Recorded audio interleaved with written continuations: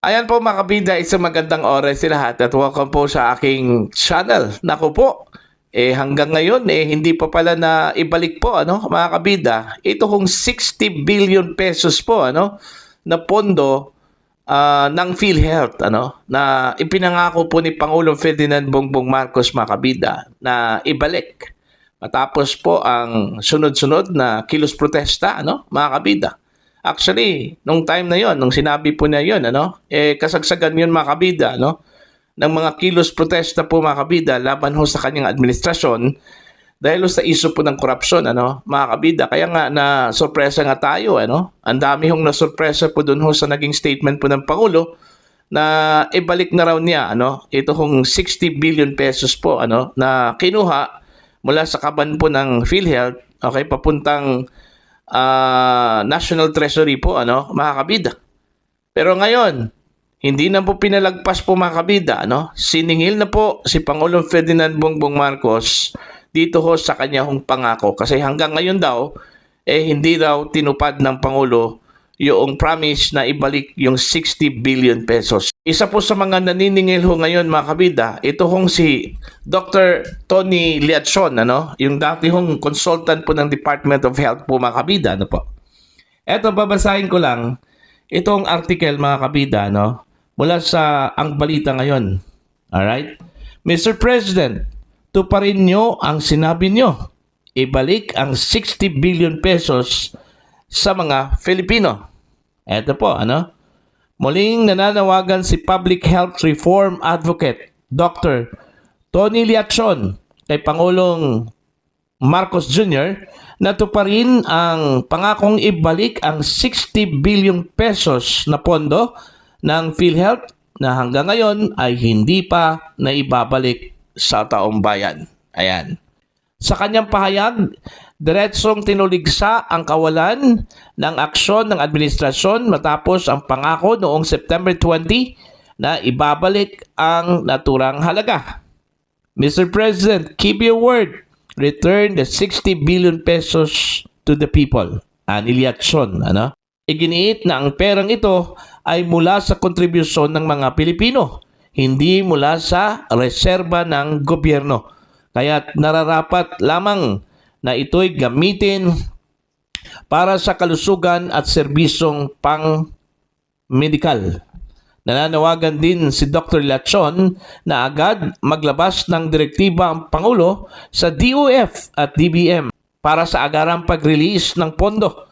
Ibalik ang 74 billion pesos na inalis sa 2025 budget at i-reprogram ang syntax upang mapunduhan ang universal healthcare.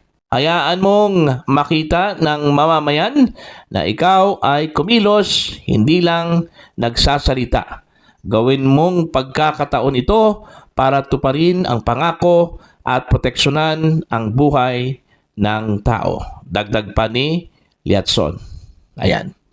So yon, naniningil na po mga kabida, ito hong si Dr. Tony Liatzon po, dito ho kay Pangulong Ferdinand Bongbong Marcos at marami pa po ang nagtataka din ngayon, kung bakit hanggang ngayon po mga kabida, hindi po naibalik ito hong 60 billion pesos po.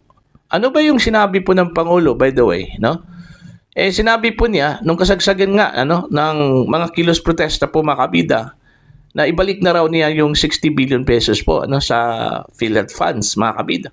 Pero bakit hanggang ngayon? Wala hong nangyari po, mga kabida. Hindi ho kumilos ang Pangulo. Hindi po kumilos po mga kabida ang Malacanang para tuparin yung pangako po ng Pangulo. Anong ibig sabihin ba doon?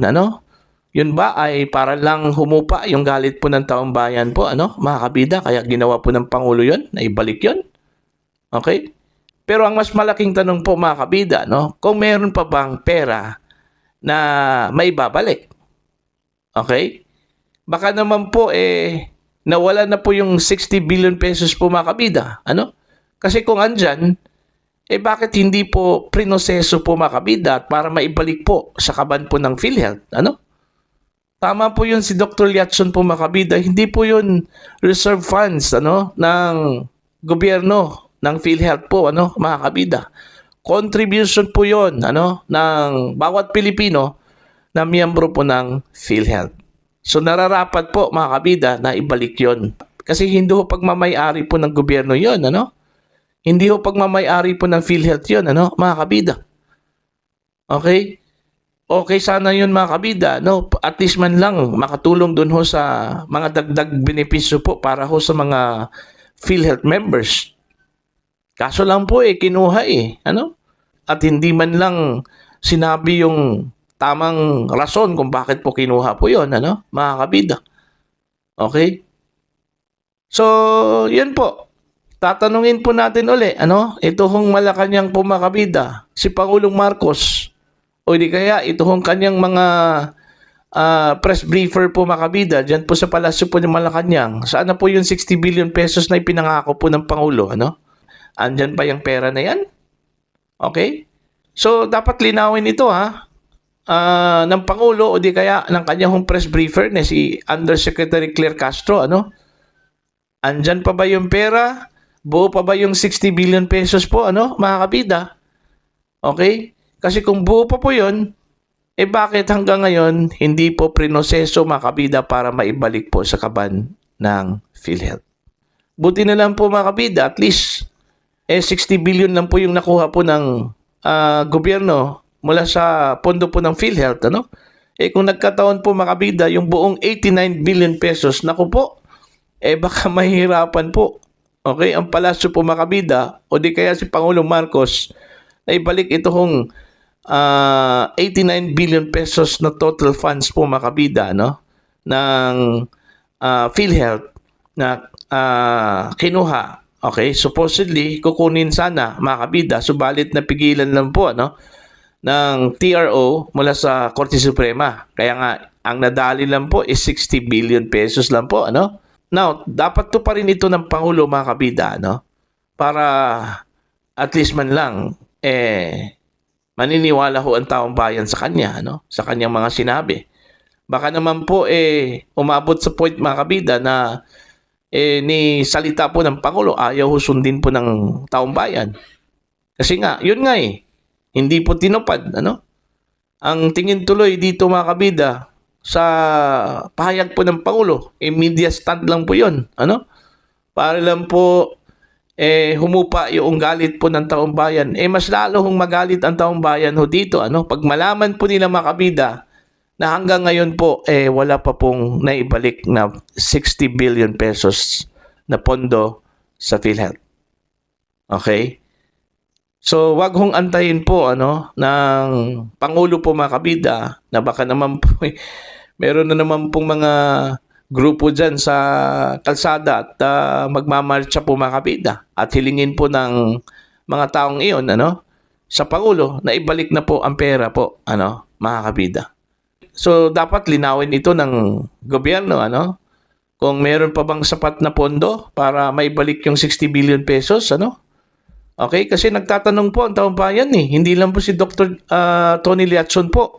Ang taong bayan mismo, mga miyembro po ng PhilHealth nagtatanong, kailan po maibalik yung pera? Okay? Kung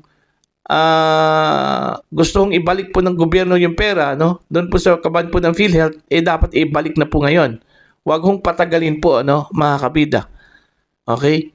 Para ho, maniniwala ho ang taong bayan, okay, na seryoso po ang Pangulo sa kanyang sinabi, mga kabida, na ibalik po ito hong pondo ng PhilHealth.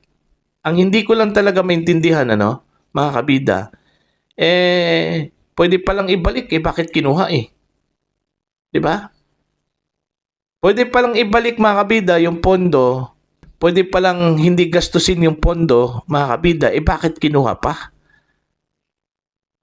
Diba? Tingnan nyo, diba? Mayroong pondo. Kasi mayroon pong ibabalik ang Pangulo Meaning, hindi po niya nagastos.